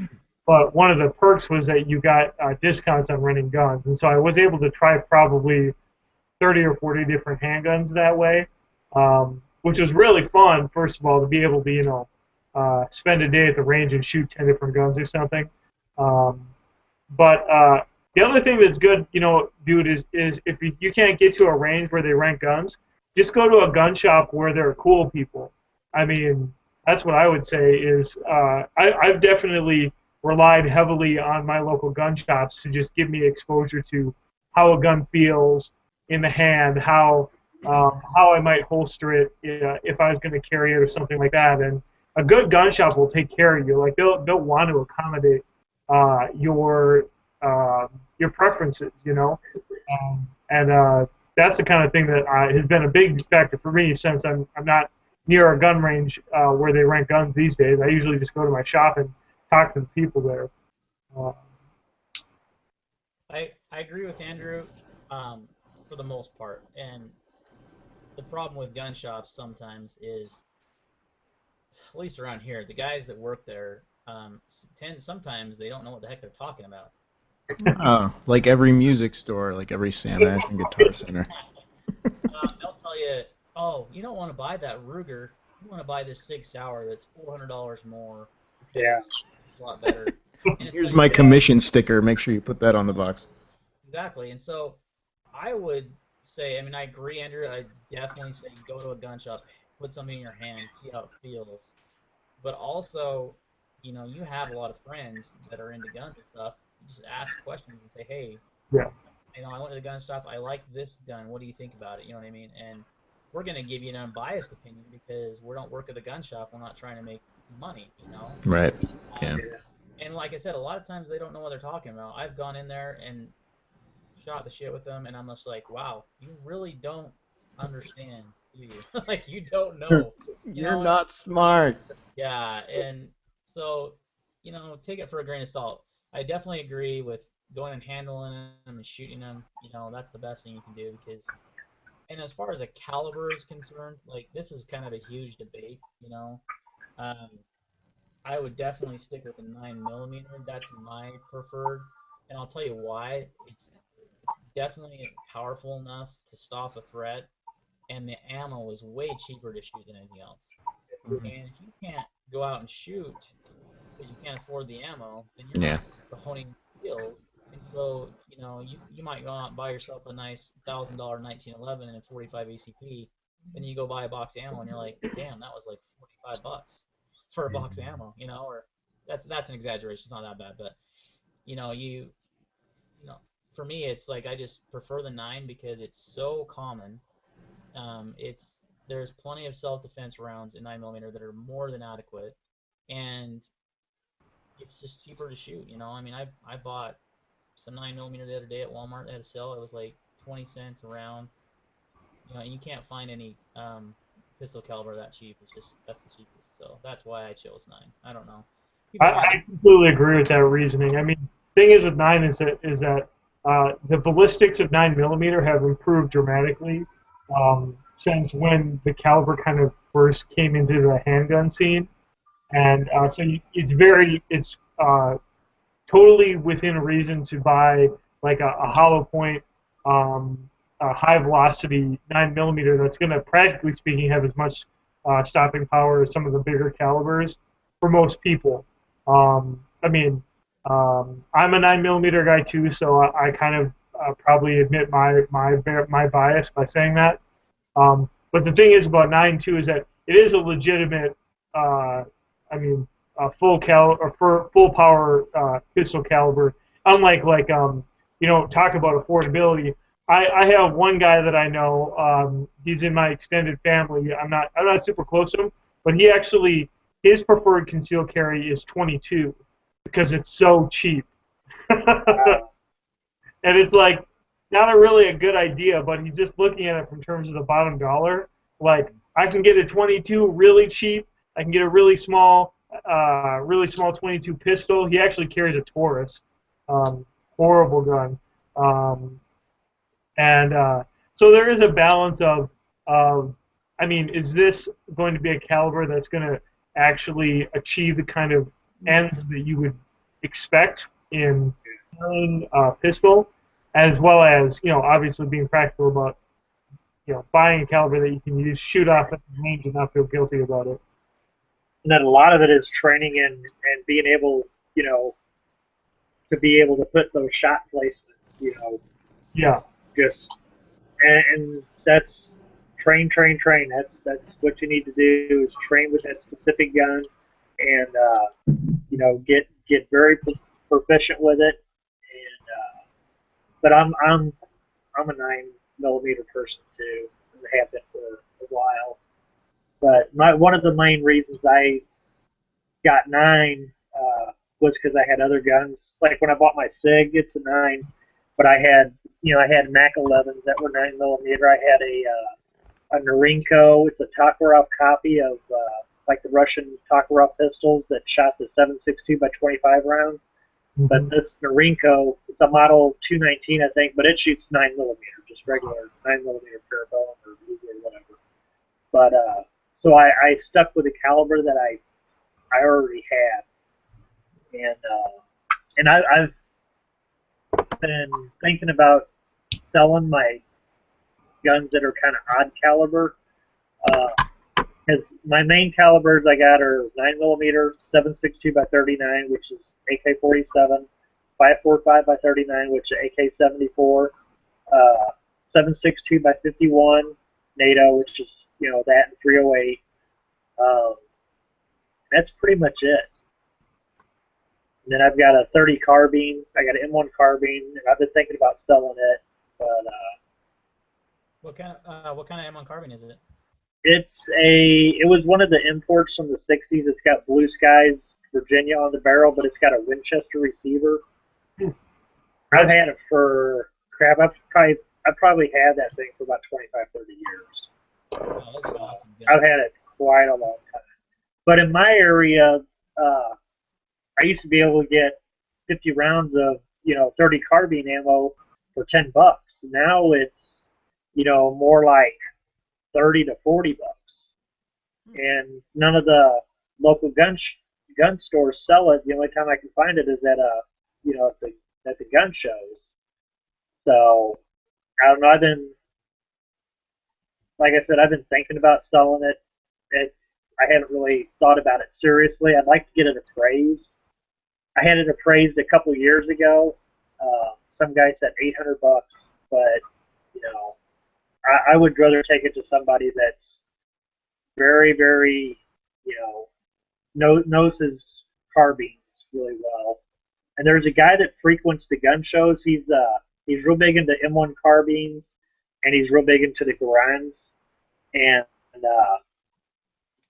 he's got some phenomenal, specimen. I mean, original, they weren't imports or whatever. And some of his carbines, he don't have a carbine that he sells under $2,500. Wow. Yeah. So it's like $2,500 on up. I would Same way with do an M1 carbine if I had one, just because the value is so high, and right, it doesn't seem to me like it's going to go down. Like, I don't think it's a bubble. I think they're actually hard to get now. right. Or if you do want one, you have to pay up for it. Well, I've owned several carbines in my lifetime, and I remember the first carbine I bought was probably in the mid '80s, and I paid $150 for it. Yeah. And I'd buy some and I'd sell them, I'd buy them, I'd sell them, and then the one I got now, a buddy of mine had it, and I always wanted it just because it had a Winchester receiver on it, which it's an import gun, so it's not really that big a deal. Other than if it was an original one, that'd be a different story, but it's not. So, but yeah, I know. I think maybe it's Rockola. They came out with new Rockola M1 carbines, but I think those are about $2,000. I see them advertised in Shotgun News.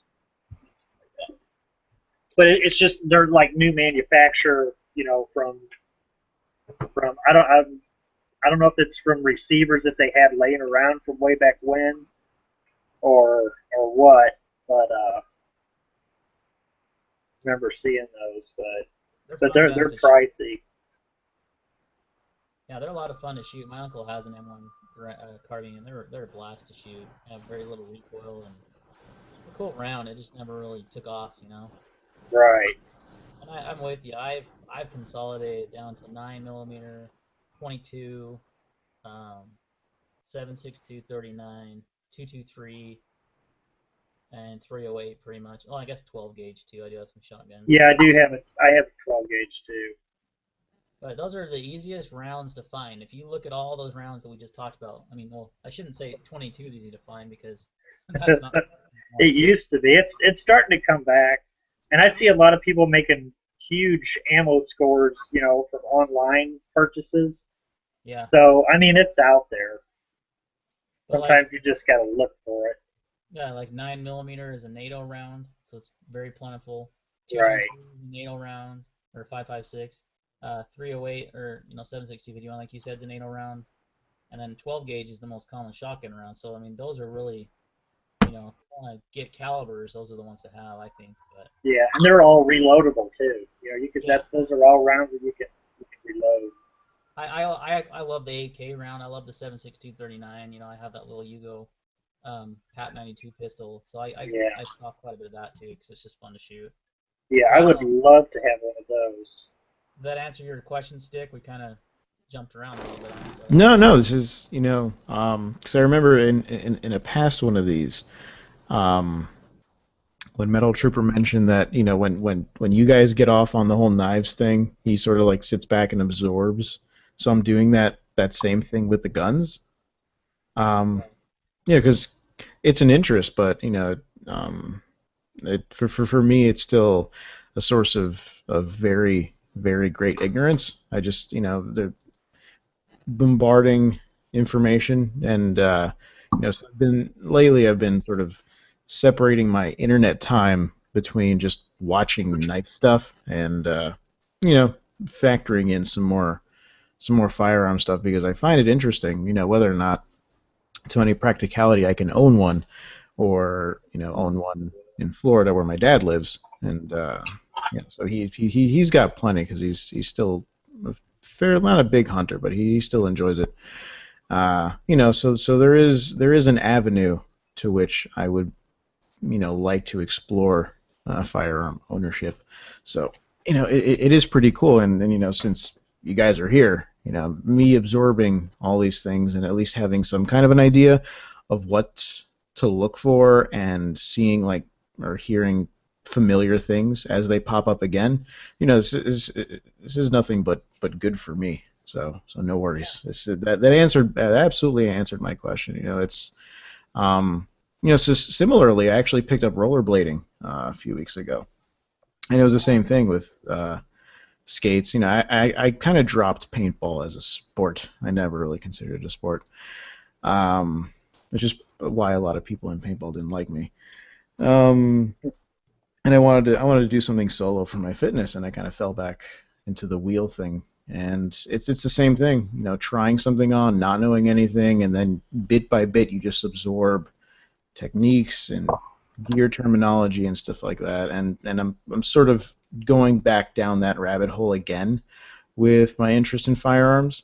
So, being in good company with you guys who don't just have an interest in knives, there's that common ground. But being able to hear and explore the idea of different kinds of firearms is really rewarding for me. So I'm actually glad I'm here for that. Well, cool, man. We're glad to Yeah, hear we're it, too. definitely glad to have you here. I mean, I agree. I feel like a lot of these hobbies have kind of a similar MO where the enjoyment and the details of the hobby share a lot of commonalities. Um, I mean, for years, I only ever used knives. I didn't consider myself even a hobbyist. I mean, some of my oldest knives are old CRKTs, old knives, and I like didn't even Yeah. think of it as like anything other than just like a tool that I had. I didn't even like look at it like it's a collectible item. But as soon as I realized that you could approach knives that way, which for me was probably, I don't know, maybe Yeah. 5 years ago or something, like uh, definitely, definitely, it's like very interesting. I mean, firearms are very. There's tons of amazing engineering and uh, manufacturing process and beautiful materials and I mean, cool manufacturers. A lot of fun stuff to learn about. Yeah, sure. It's funny for me because I get into political crap with everybody all the time for one reason or another, and it's I hate to admit it because I get a bit offended when people do the whole New Yorker, so you're automatically a hippie, commie, liberal, whatever the hell it is. You know, the unfortunate reality is that I know a lot of those kinds of people, and my wife's friends are very much, anti-gun, and that it's for the same reason. It's all a lack of exposure, and it's all a lack of presence. There's like the gun culture and the knife culture and that kind of culture, and it's present everywhere else. It's just not here. It's the same thing. There are cultures in New York City that are so ass backwards and weird. Um, and you know they used to see, like they would come over and they would see, this thing just sitting there on the table, and for months they would go, what's with the murder weapon? Seriously, like that is what they would do, and my wife would be like, don't go into the second bedroom because that's where he has all his dangerous things. and and now my wife's best friend comes over with her husband because they have a new baby and it's great, and then the husband will be like, so Mario, do you have any new knives? And he doesn't know knives. He likes coming here and he likes playing with all this stuff. And I talk about it with my wife, and now my wife and her mother and all her friends, they don't care about knives because they're just exposed to it. And I said, how do you think it would be with guns? And they said, but a gun is different. I'm like, yeah, it's different to an extent, but the attitude is the same. If you're not afraid that I have this 4-inch blade in my pocket that I'm going to get up and stab you all to death, because it's not about that. It's totally separate. So even though I myself love New York City, and I always identify as a New Yorker, and politically I'm not too conservative. I'm conservative on some issues, but the commercial comes on the TV for a politician, and it's like, this person opposed the assault weapons ban, and I'm like, yeah, and my wife looks at me, what is wrong with him? Like, I want guns, and she's like, why do you want guns? And I'm like, because I love freedom. And I want to defend your freedom with guns. Don't get mad at me. And I have these sort of things. So I don't know. It's interesting, but I like this kind of exposure. Talking to people, because I don't have anyone around really using the guns. So that's Yeah, it. it was cool you dropped by. I mean, it's funny because like I had a similar experience with watches when I first got into watches. Like no one in my family or in my circle of friends collected watches at all. So like when I started like having a box of watches, it was like the concerned that you're obsessing about something. Like, are we gonna need to call in a specialist for you to like clean up this like weird obsession that you have? You're a hoarder. Yeah, right, exactly. Like you're psycho. And New York has an amazing watch community there. Yeah. I was just reading an article in the New York Times actually about the Red Bar crew. I don't know if you've heard of them at all. Yep. Yes. I mean, they're kind of high rollers, but like a lot of those guys, I interact with a lot of those guys on one of the forums I hang out with, and Mhm. like they're pretty. I mean, it's kind of like what you were saying that you can start appreciating gear across the spectrum in a way that it kind of transcends political ideologies and gets more into an appreciation of things. Mhm. And I think that's pretty interesting. I mean, I think that's one of the most worthwhile aspects of talking with people like this is realizing that, like, hey, our cultural and political biases kind of can be set aside just to appreciate something for its own, let it stand on its own merits or fall on its own merits. Yeah. Yeah. Absolutely. It was funny. I think it was a few days ago. I was actually I've been restoring a couple of vintage G-Shocks, the DW5600C, and I was like, polishing the crystal, and I was like tweaking because the buttons and the seals were all screwed up. And while I was doing that, I was actually watching Metal Trooper's video with the what was it? The spot welder. Oh, okay, yeah. Yeah, it's an older one, but I was just looking through your AK builds and stuff, and I'm thinking, I looked down at the watch, and I'm like, you know what? I could probably do that too. It's like anything that I can kind of get my hands dirty, and and then you had the rails. You were installing the rails and stuff. I'm like, this is something. What I did stuff like that with paintball guns. I could probably do it with an actual gun. Yeah. Can't be that hard. I'd probably screw something up, but I don't think I'd kill myself. No. I used to weld when I used to work at the factory. I had to take early retirement, but when I retired, that's what I was doing. I was welding. I mean, I worked there for 21 years, so I did everything. I worked on assembly line. And like I mentioned before, I worked at sheet metal, ran a brake press. I drove forklifts. I did work in shipping and receiving, custom products, and all that other stuff. I worked at Husband Refrigeration, and they build commercial refrigerators. And I'm not sure what grocery stores and that are in your area, but the big ones in my area are Schnucks and Deerbirds and Kroger, and I think a couple other ones. But we built like the real big ones in that. But yeah, I've got experience in welding.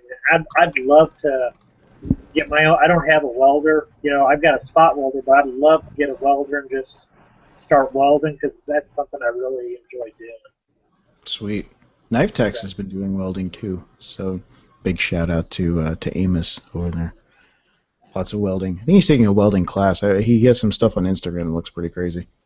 He's like actually changing his career, isn't he? Like that's a big deal. Like, I think so. Yeah, like it's like legit trade school, and he's taking wicked seriously.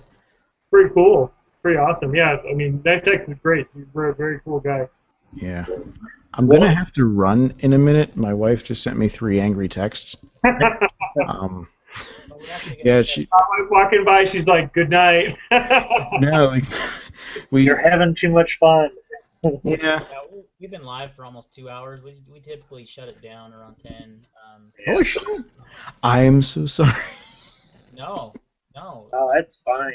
2 hours is what we usually do. I was just gonna say, I'm like, that's a good, it's usually a good time to shut it down. So, but hey, man, thanks for stopping by. Well, you're welcome to come by anytime you want, man. Awesome.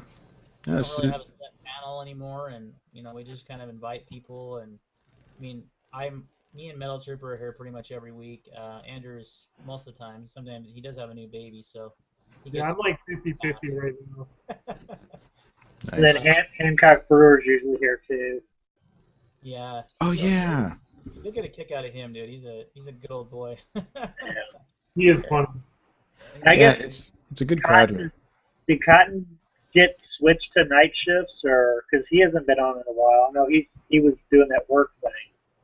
don't know. He's had some family problems. I know last week his brother went back in for another surgery, Oh, and I think his grandfather passed away. So he's just got a lot of family stuff going on, and that's totally okay. cool. Yeah, because I noticed I haven't seen. He was putting a video out pretty much once a week, or a couple. Sometimes a few of them a week, and I haven't seen one recently. So Yeah. Yeah, yeah, he did have that work thing going on, and then he has some family stuff going on. So well, if it's you're watching Cotton, I hope everything's going good and prayers sent your way. yeah, definitely. I've been texting him here and there and just see how he's doing and see how his family's doing. So, but he's definitely a gun guy too. So, Yeah, all life right, is rough well, sometimes. we'll wrap it up for tonight. Stick, thanks for stopping by. You're welcome to come back next week. And Andrew, obviously, you're always welcome. Thank So you. I will typically put the video up Monday-ish, Tuesday-ish. I don't send out the link to you guys until the day of because I can't send it out earlier. So, Right. but I usually put it on my Google Plus page, like with a link that you guys know, it's going to be hosted and stuff. And we used to always talk. We used to have like some set topics, but the last couple of times we just kind of been doing this, and it's kind of got a better flow, I think. So I think we'll just stick with this, and if there's anything you guys want to talk about, feel free to bring it up. But we don't really need to have anything too formal. So, but yeah, you're Excellent. welcome to come back next week, and yeah, we'll see you guys. Thanks all the viewers out there. Just do a quick shout out real quick in the comments. We got Hawaii Volcano Squad still with us. Trunkback Jim, Terry Miles. We got. The comments haven't been keeping up, guys, so I apologize. I've had to refresh my page a ton. No worries. We had. You're fired. Yeah, seriously. Well, with all my technical difficulties, I probably should be fired. Judas. I don't know. There's been a lot of people in the comments. Oh, Like, Derplinkster? Derplinkster. Yeah, he's a good guy. He's a real big supporter of a lot of our channels. Sweet. yeah, a lot Thanks. of Thanks for having me. This was really fun. I enjoyed it. Yeah, we like it. We like just coming and shooting the shit for a couple hours and talking about things we like to do and common hobbies. It's pretty fun to do it. It's pretty laid Sweet. back. So Oh, a bit of a heads up. I'm not sure if you guys are interested. Getting the Ruby next week. So, yeah, the Kershaw Ruby. I'm getting that next week for a bit of a early preview review thing. It's got a fun story, and yeah, so I'll probably be working on that video soon. nice. Awesome. Jealous. I can't even explain how jealous I am with your connections you have with Kershaw and Zeke. Getting all those stuff early, I'm like, oh, stick. Yeah, sometimes it's worth people hating you and calling you a shill, because usually it's those people that I don't really know them. So, They're just jealous. yeah, if Come back again. Like, I think that claim is bullshit, and I think there's good reason to dispute that. I mean, there's a difference between being a fanboy and being a shill, in my opinion. Right. But yeah, 40 years of Kershaw. It's pretty rad, man. Yeah. You know what? I mean, just as a quick pointer for reference, as to that whole, relationship with Kershaw and the folks there. If you go back and listen to Gear Geeks live, they did that when they had Thomas on.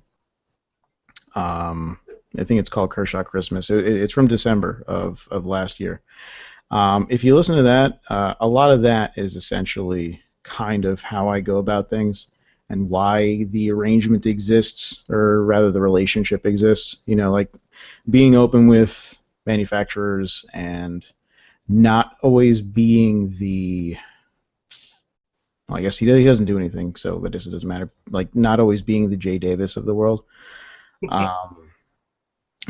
So like you treat people like people, and then you find that you really connect with folks, and like they become your friends, and then you chit chat about stuff, and you build a relationship with people that just happen to be involved in an industry, and friendships come from that, and that's a pretty cool thing. So I am remarkably grateful for the relationships that I've built, and it has its perks and it's fun. And to be perfectly honest, I work really hard to make a decent video, and I'm just glad that people have come to appreciate it. So I think it goes, and you definitely contribute to the community. So anyone who doesn't understand that just doesn't understand the amount of work that goes into it. So yeah, thank you for coming, and definitely enjoy your channel. I said hang out with you a little bit, man. thank you all. Thank you very much. I appreciate that, Tyler. I appreciate your persistence in getting back in here. Yeah, wow. I was pissed. I don't give up. I'm like, come on, it's my chat. Yeah, I'm out of my own chat. Like, half the time he had really like pissed off face. He's like, yeah. Now, Tyler, you're one of the, to be honest, you're one of the very few channels. You three, are one of the few channels that I actually watch. I don't have a lot of time to watch YouTube stuff. There are maybe like probably 10 channels I actually subscribe to. So I like all your content. Andrew, your stuff is wicked. And Metal Trooper stuff, like that Tinkery stuff. I actually really dig that too. Yeah. So thank you for that, you three. That's officially my 4th angry text. I'm supposed to be, Get out of here. for her to sleep properly, she has to like hold my arm. Like there's no romantic cuddling. Like it's just for her to sleep, the arm has to be like entrenched somewhere, and then it falls asleep. Got you in an arm bar. Yeah, it's like, babe, I need this. Now I can sleep. That's how it goes. So, thank you all once again. This was a pleasure, and you all have a great night. yeah, you Thank too, man. you. I'm gonna You take too. it offline real quick, and then we'll kind of wrap it up. So thanks everyone for stopping by. See you next Yep. time. Thanks, everyone.